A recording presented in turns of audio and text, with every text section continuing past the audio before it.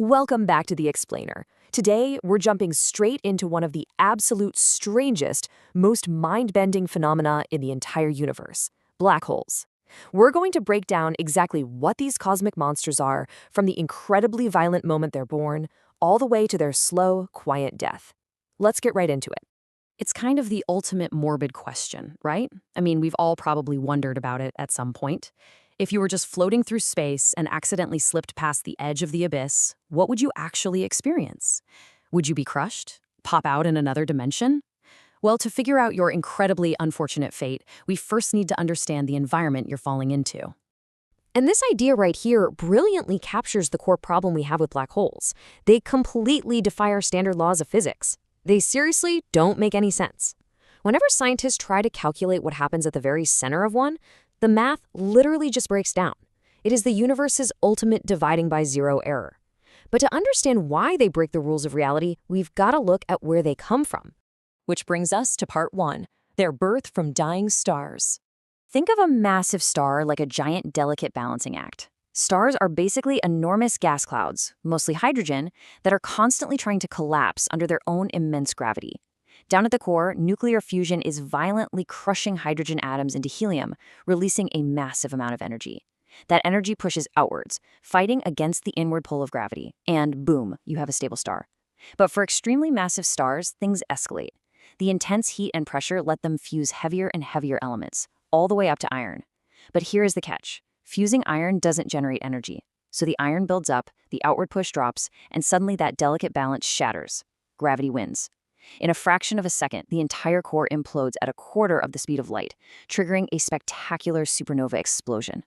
When the dust of that massive explosion finally settles, you get one of two outcomes. The implosion leaves behind a super dense core. Now, if the original star was just really massive, you get a neutron star. But if the star was exceptionally, mind-bogglingly massive, the entire mass of that core just keeps collapsing under its own gravity. It collapses so far and so densely that it forms a black hole. Let's move on to part two, the anatomy of the abyss. What are we actually looking at here? If you were floating near a black hole, you wouldn't actually see a hole at all. You'd just see a perfect pitch-black sphere that reflects absolutely nothing. This is the event horizon. It's literally the point of no return. You see, to escape any object's gravity, you need a certain amount of speed, which we call escape velocity. But once you cross the event horizon, the gravity is so insanely intense that the required escape velocity becomes faster than the speed of light. And since nothing can travel faster than light, escaping is physically impossible. So if the event horizon is the black part, what's the actual hole part? Well, that's the singularity. And the crazy thing is, scientists still aren't exactly sure what this is. Our best guess is that it might be infinitely dense. Imagine the entire mass of a dead star concentrated into a single, solitary dot in space, with absolutely zero surface and zero volume. Or maybe it's something entirely different. Remember that mathematical dividing by zero error? Yeah, it's staring us right in the face here.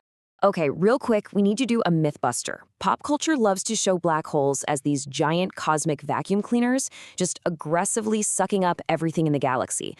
But they don't actually do that. Gravity is just gravity. If we magically swapped our sun for a black hole of the exact same mass, the Earth's orbit wouldn't change at all. We wouldn't get sucked in, we just brutally freeze to death in total darkness. So, good to know. Now, let's get back to part three, the fatal human journey. Time gets unbelievably weird around a black hole because of all that extreme gravity. Let's say I'm safely floating outside, watching you fall toward the event horizon. I wouldn't actually see you cross it. From my outside perspective, your time seems to slow down. You'd look like you were freezing completely, slowly turning a deep red color, and then you just fade away into nothing. But from your perspective, actually falling in, time feels totally normal for you. But if you looked back out at the rest of the universe, you'd see time moving in fast forward. It's like watching the future of the entire cosmos play out right before you meet your doom. Because once you cross the event horizon, space itself curves so violently that there is only one possible direction left to go: inwards. Imagine walking down a really tight alleyway that instantly bricks itself up behind you after every single step you take. That leads us to death option 1, spaghettification. The gravity is so concentrated that if you fall in feet first, the pull on your feet is millions of times stronger than the pull on your head. Your body stretches. Your cells are violently torn apart. You're stretched so incredibly thin that you basically become a screaming hot stream of plasma, literally just one atom wide. Now, if that doesn't sound fun, you might prefer death option 2. Some physicists have this theory that right after you cross the event horizon, you don't even get the chance to become spaghetti. Instead, you just slam into an intense quantum firewall and you're terminated in an absolute instant. Just gone. Neither option is really a great way to spend a Saturday, honestly. But hey, there is a survival rule of thumb here. How quickly you die depends entirely on the mass of the black hole. A smaller stellar mass black hole has such a sharp gravity curve that it would rip you apart before you even made it to the event horizon. But if you fall into a supermassive black hole, the event horizon is so gigantic and so far away from the singularity at the center that you could actually survive and float around inside for a while before gravity finally tore you to pieces. So, if you absolutely have to jump, aim for a big one. And speaking of big ones, that brings us to part 4, a matter of cosmic scale. Let's just pause for a second and let this number sink in. 40 billion. There are supermassive black holes lurking at the center of nearly every galaxy out there, feeding on stars and gas for billions of years. The largest one we currently know of is S50014+81, and it has the mass of 40 billion of our suns, all crammed into a single gravitational trap. To put that mind-bending mass into physical perspective, the diameter of its event horizon is 236.7 billion kilometers. That is 47 times the distance from our sun all the way out to Pluto. It is a cosmic titan on a scale that's almost impossible to imagine. Which leads us to part 5, evaporation and the end. Because despite their terrifying, almost godlike power, black holes do eventually die. They fade away through a process discovered by Stephen Hawking, called Hawking radiation. It's this wild phenomenon where the massive scale of gravity meets the tiny, weird world of quantum physics. See, empty space isn't actually empty. It's constantly bubbling with pairs of virtual particles, popping into existence, colliding, and instantly annihilating each other. But if this happens right on the razor's edge of an event horizon, the black hole might swallow one particle while the other shoots off into space as real radiation.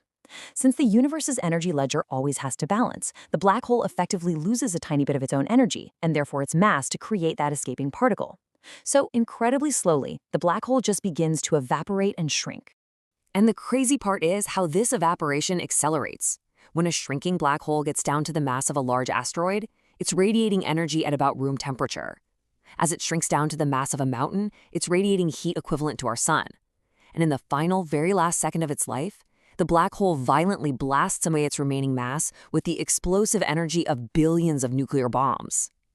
But make no mistake, evaporation is a painstakingly slow process. Those supermassive black holes we talked about earlier, they might take a Google years to evaporate. That's a 1 followed by 100 zeros, which leaves us with this truly chilling thought. When the last black hole radiates away, nobody will be around to witness it.